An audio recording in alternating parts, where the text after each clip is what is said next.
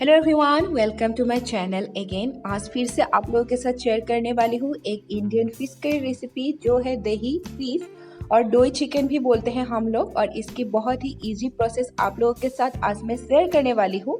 और इसके लिए मैंने लिया है रहू फिश।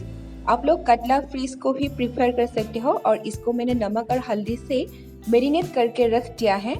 और साथ में ही मुझे चाहिए कर्ड, और ये कर्ड बिल्कुल ही खट्टा नहीं है, आप लोग नॉर्मल कर्ड ही लीजिए तब करी बहुत अच्छा बनते हैं। साथ में ही लिया है एक लार्ज टोमेटो को चॉप करके लिया है मैंने, 5 to 6 गार्लिक क्लोव्स को लिया है, थोड़ा जिंजर लिया है, एक लार्ज अनियन को काट करके लिया है, 5 to 6 pieces of red dry chilli लिया है मैंने। और मसाला में मुझे चाहिए, मैंने नमक लिया है इधर आप लोग देखिए, रेड चिली पाउडर, हल्दी पाउडर, गरम मसाला और साथ में ही थोड़ा जीरा पाउडर। अभी मैं मेरी जो दही थी उसके साथ एक मसाला मिक्स तैयार कर लूँगी। इसमें दही में मैंने ऐड कर दिया है हल्दी पाउडर, रेड चिली पाउडर और साथ में ही जीरा पाउडर। और इस सभी मसाला को दही के साथ मिक्स करके मैं एक अच्छा पेस्ट बना लूँगी। ऐसे करने से बहुत ही टेस्टी बनते हैं करी। आप लोग अगर पहले ये ट्रिक्स नहीं अपनाए हो तो प्लीज़ अपना लीजिए, क्योंकि इस तरह से अगर आप लोग बनाते हो तो बहुत ही टेस्टी बनते हैं। देखिए मैंने मसाला मिक्स को तैयार कर लिया है। और साथ में ही मैंने एक ग्राइंडर लिया है, और ग्राइंडर की जार में मेरी जो अनियन की पीसेस थी, जिंजर, गार्लिक और red chilli, dried red chilli, और साथ में ही जो टोमेटो लिया था मैंने, उन सभी चीज़ों को एक साथ मिक्स करके एक स्मूथ पेस्ट बना लूँगी।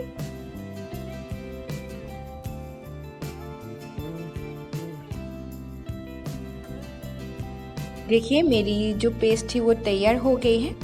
अब मैंने मेरी जो पैन है उसको गरम कर लिया है, साथ में ही डाल दिया है मस्टर्ड ऑयल। मैं हमेशा मस्टर्ड ऑयल ही प्रेफर करती हूँ कुकिंग के लिए।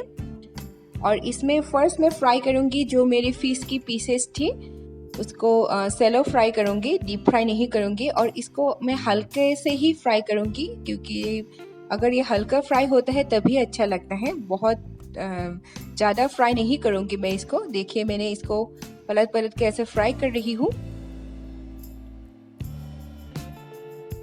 और मेरी फिश की जो पीसेस थी वो फ्राई हो गई है।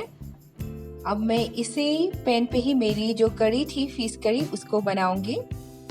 उसी गरम तेल में ही मैंने मेरी जो प्याज, अदरक, लहसुन, ड्राई चिली और टोमेटो की पेस्ट थी उसको डाल दिया है, और उसको अच्छी तरह से फ्राई करूंगी जब तक इसकी जो रॉनेस है वो चला जाए, तब तक मैं इसको फ्राई करूंगी। और गोल्डन ब्राउन हुआ जब तक ये हो जाएंगे तब तक मैं इसको फ्राई करूंगी।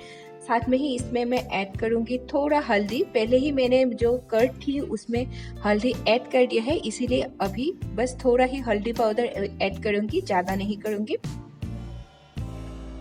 और साथ में ही ऐड कर दिया है नमक। नमक आप लोग अपने स्वाद अनुसार यूज़ कर सकते हो।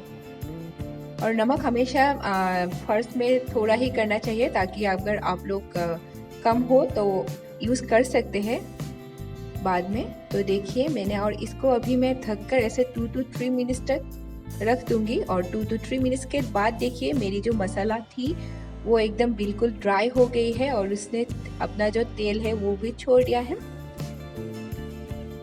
अभी मैं इसमें जो कर्ड की मिक्सचर थी मसाला के साथ वो डाल दिया है। और एक बात याद रखना चाहिए कि अगर आप लोग कर्ड यूज़ करते हो पैन पे, तो अपने गैस की जो स्टोव है उसकी फ्लेम है उसको हमेशा धीमा ही रखें। अगर बहुत हाई फ्लेम में पकाते हो तो कर्ड फट जा सकते हैं, ऐसा हो सकता है। तो मैंने अपने पैन जो फ्लेम है उसको लो रख के इसको फिर से 2 to 3 मिनट्स के लिए ढक के रख दिया था। और 2 to 3 मिनट्स के बाद देखिए मसाला बिल्कुल तैयार हो गई है, और इसकी कलर देखिए बहुत ही अच्छा हो गई है। अब मैं इसमें ऐड करूंगी मेरी जो फ्राइड फिशेस थी, सेलो फ्राइड पीसेस, उसको मैंने ऐसे मसाला के साथ मिक्स कर दिया है। और इसमें 1 कप में वाटर ऐड कर दिया है। और ये ग्रेवी ही अच्छा लगता है, ज़्यादा लिक्विड इसमें अच्छा नहीं लगता। इसमें इस रेसिपी को ग्रेवी से ही अच्छा लगता है। अगर आप लोग पानी ज़्यादा डालते हो तो उसका टेस्ट, मसाला का टेस्ट नहीं आते। और लास्ट में मैं ऐड कर रही हूँ थोड़ा गरम मसाला पाउडर, और इसको फिर से मिक्स करके मैं 2 to 3 मिनट्स के लिए ढक के फिर से इसको ऐसे ही रख दूँगी फिश के साथ, ताकि फिश के पीसेस के साथ जो मसाला की जूस थी वो चला जाए। और देखिए मेरी फिश करी दही के साथ तैयार हो गई है, और इसकी जो ग्रेवी है वो बहुत ही टेस्टी लग रहा है। और आप लोग इसको अगर खाइए तो सिर्फ प्लेन राइस के साथ ही खाइए, तब बहुत अच्छा लगता है। पुलाव वगैरह के साथ इसका कॉम्बिनेशन अच्छा नहीं लगता। तो कैसा लगा मेरी इस रेसिपी को, डिलीशियस की रेसिपी को, आप लोग कमेंट करके ज़रूर बताइए। और आगे भी मेरी ऐसे रेसिपीज़ और ब्लॉग्स देखने के लिए मेरे चैनल को सब्सक्राइब, शेयर और लाइक करना ना भूलें। तो फिर मिलती हूँ मेरी एक नई वीडियो के साथ। तब तक के लिए bye bye, stay happy and stay healthy.